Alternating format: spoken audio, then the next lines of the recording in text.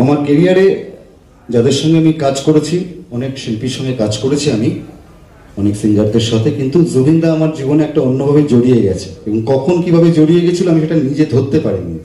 মানুষটার দুটো দিক বলি। এক, যখন 2011 শেষে কি 12 প্রথমে মানুষটার সঙ্গে আমার আলাপ, সেটা বম্বেতে আমার গানের রেকর্ডিংয়ে। তো সেদিনকে মানুষটার সঙ্গে কাজ করতে গেছিলাম, একটা ভেতরে ভেতরে চাপার টেনশন ছিল, এবং যিনি রেকর্ডিস্ট ছিলেন তিনি নবদাও আমাকে বলেছিল, আমার যিনি প্রোগ্রামার দাদা প্রথম দিনকার থেকে লিটনদা আমাকে বলেছিল জুবিনদার সম্পর্কে, আমি খুব না ভেতরে ভেতরে ঘাবড়ে থাকতাম মানুষটাকে নিয়ে, যে কখন কি বলবে, পছন্দ না হলে কি হবে। কিন্তু আমার প্রথম গান জুবিনদার গাওয়া যেটা, সেই গানটা 88 ছবির গান ছিল, তোকে হেভি লাগছে গানটা, ওইটা আর পাগলি, এই দুটো গান একই দিনে ডাবিং হয়েছিল একসাথে পরপর। তো মানুষটাকে দেখলাম যেভাবে আপন করতে পারে, যেভাবে ডাক হাঁক তার। আমি বাংলায় লিখে গান দিয়েছিলাম, তারপরে দেওয়ার পর মনে পড়েছে যে উনি তো বাংলা কি পড়তে পারবে, জুবিন আমার বাংলায় লেখা আছে গানটা, বলছে দে আমি গিয়ে দেবো। তারপর থেকে বাংলা লেখাতেই গাইতো, বলতো আমি আধাই বাঙালি আগে। এই মানুষটার একটা মজার দিক বলবো, আর একটা মনুষ্যত্বের দিক বলবো। প্রথম কথা বলি, গুয়াহাটিতে যখন রেকর্ডিং করতে গেছি আমার ছবিতে, সেই ছবির দুটো গান ছিল, খিলাড়ি 2013। তো রাত্রিবেলা তখন 12:30 গেছে, জুবিনদা কিন্তু গাইছে না গান, জানে পরের দিন ভোরবেলা ফ্লাইট ফেরার। ঘুরছে, বাগানে পিকনিক চলছে, বন্ধু বান্ধব, খাওয়া দাওয়া, পেতাম এই খাবি ওই খাবি।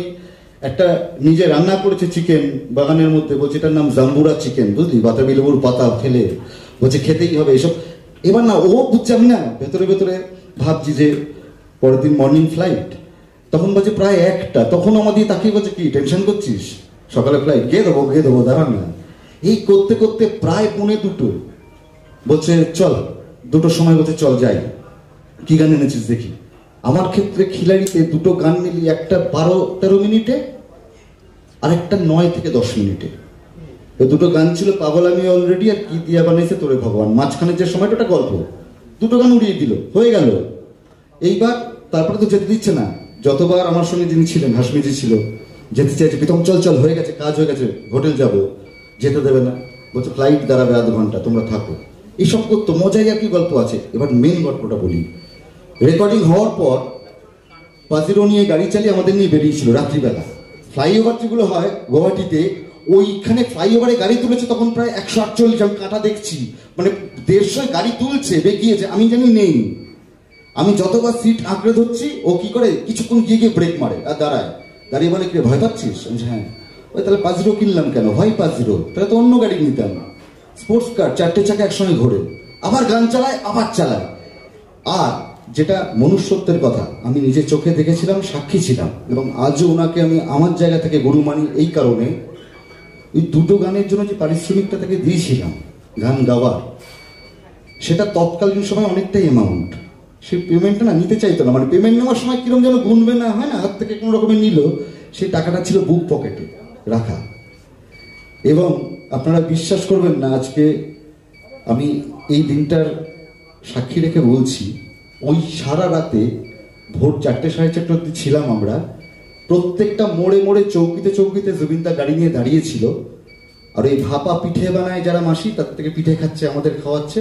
আর রাস্তায় যারা যারা পথের ধারে শুয়ে আছে, প্রত্যেকের বালিশের তলায় এখান থেকে নিচ্ছে আর গুঁজছে আর যাচ্ছে, নিচ্ছে গুঁজছে। তারা কেউ ঘুমিয়ে আছে, কেউ তাকালো, এরকম করে তাকালো, তাকে বলছে ঘুমা ঘুমা বলে চলে গেল, কোনো কথা নেই। কিন্তু বাড়ি থেকে বিছনার চাদর নিয়ে আসছে ড্রাইভারকে দিয়ে, সেই চাদরগুলো গায়ে গায়ে মেলে দিচ্ছে, এটা আমি নিজে দেখেছি। ওই পুরো টাকাটাই রাতে দিয়ে দিল, 1.5 ঘন্টা, আমি যে পেমেন্টটা করেছিলাম। তো এটা আমার নিজের চোখে দেখা। মানে আজকে ফেসবুকে যেগুলো বেরাচ্ছে, বা ওখানকার মানুষ আসামে যারা কাঁদছে হাওয়াও করে, তাদের ব্যথা কিছুটা হলেও আমি বুঝতে পারছি, ফিল করেছি। আমার মিউজিক ডিরেকশনটা আলাদা সাইড, কিন্তু জুবিনদার সঙ্গে যেভাবে একটু মেলামেশার আমার সৌভাগ্যটা হয়েছিল, এটা আমার কাছে অনেক বড় পাওনা। দুর্ভাগ্যটা, 9 তারিখ আমার জীবনের প্রথম ডিরেকশনের ছবি, যেটা আমার চলছে দীপু, তার স্যাড সংটা জুবিনদার জন্য বানানো। জুবিনদা আমাকে 9 সেপ্টেম্বর ডেট দিয়েছিল অশোকদার গুয়াহাটিতে, আয় গানটা গেয়ে দেবো 9 তারিখ। আমি একটা বিশেষ কারণের জন্য যেতে পারিনি। আমি তখন বলছিলাম জুবিনদা আমি 12 তারিখ অব্দি আটকে থাকবো। তখন বলছে তাহলে আমি বলছি 15-16 তারিখ নাগাদ আসি, তখন বলছি 17 তারিখ সিঙ্গাপুর যাবো ভিতর। আমি চলে আসবো 21-22 চলে আসবো, আমার ছবির ডাবিং আছে কিছু, এসে কাজ করবো, তুই 25 বা 26 আগে গিয়ে দেবো, গাইবই তোর গান।